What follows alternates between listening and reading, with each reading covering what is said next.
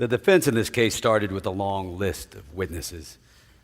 But you see, it's easy for people who want to deprive gays and lesbians of their rights to make all kinds of statements in campaign literature or on TV where they can't be cross-examined. But when they have to come into court and defend those opinions under oath, well, initial depositions, their expert witnesses started having second thoughts. That included Dr. William Tam, one of the very men who worked to put Proposition 8 on the ballot in the first place. Yes. Let me go down to point 4, where you say that countries that legalized same-sex marriage saw alarming moral decline.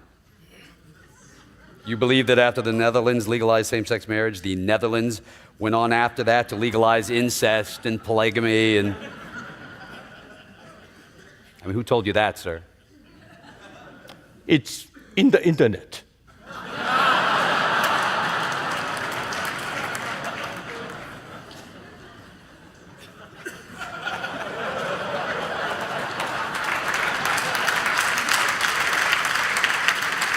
In the internet. And you just put it out there to convince voters to vote for Proposition 8. Yeah.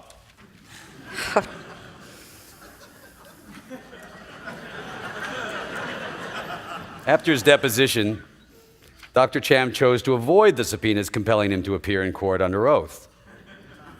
In effect, Dr. Tam went on the lam, refusing to testify.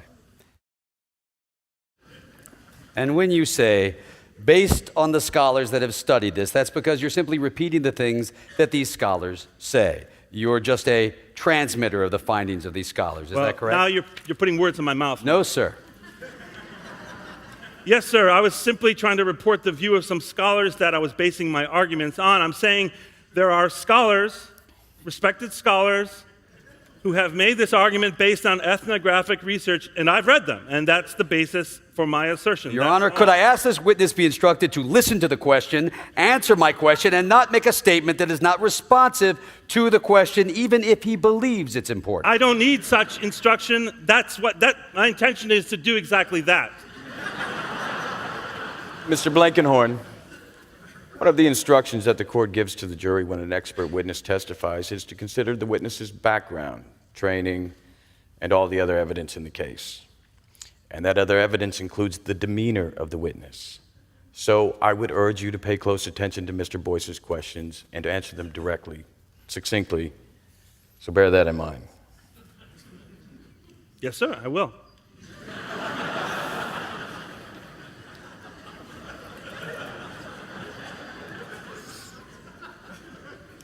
I'm really just addressing whether I was putting words in your mouth.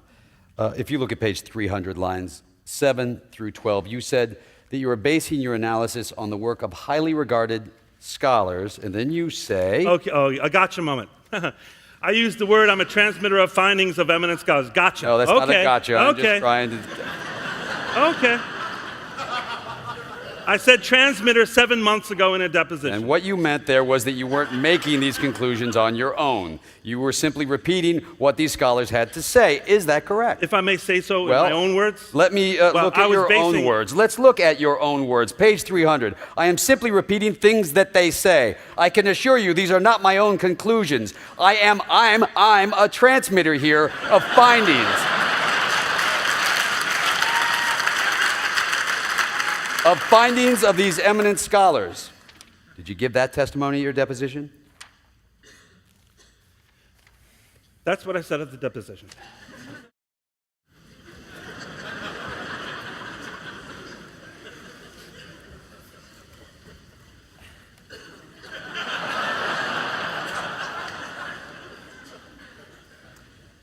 Now, you believe that gays and lesbians today are raising children, correct? Of course, yes. And in fact, hundreds of thousands of children are being raised by gay and lesbian couples. Is that correct? I don't know how many. Did you ever try to find out? I did. And were you able to make an approximation? I was. Yes, sir, I was. And what was that approximation? I can't recall.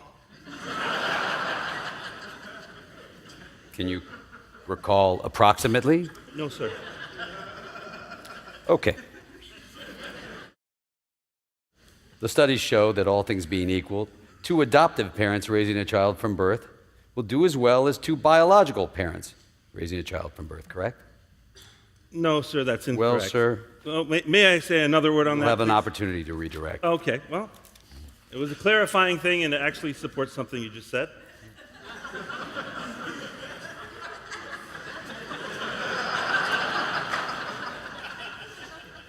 The studies show that adoptive parents, because of the rigorous screening process that they undertake before becoming adoptive parents, actually, on some outcomes, outstrip the biological parents in terms of providing protective care for their children.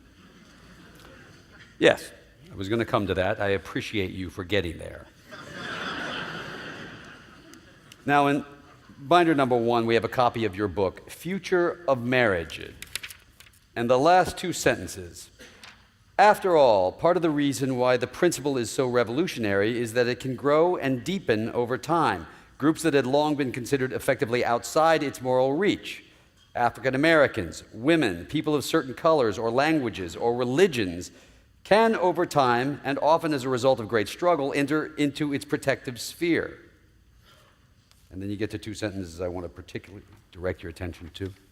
You say, I believe that today the principle of equal human dignity must apply to gay and lesbian persons. You see that? Yes, sir. Yep. And the I there is you, correct? That's correct. And you say that in that sense, insofar as we are a nation founded on this principle, we would be more, emphasize more, American on the day we permitted same-sex marriage than we were on the day before. And you wrote those words, did you not, sir? I wrote those words. You believe them to be correct? Yes, I now believe them. That's correct. Your Honor, I have no more questions.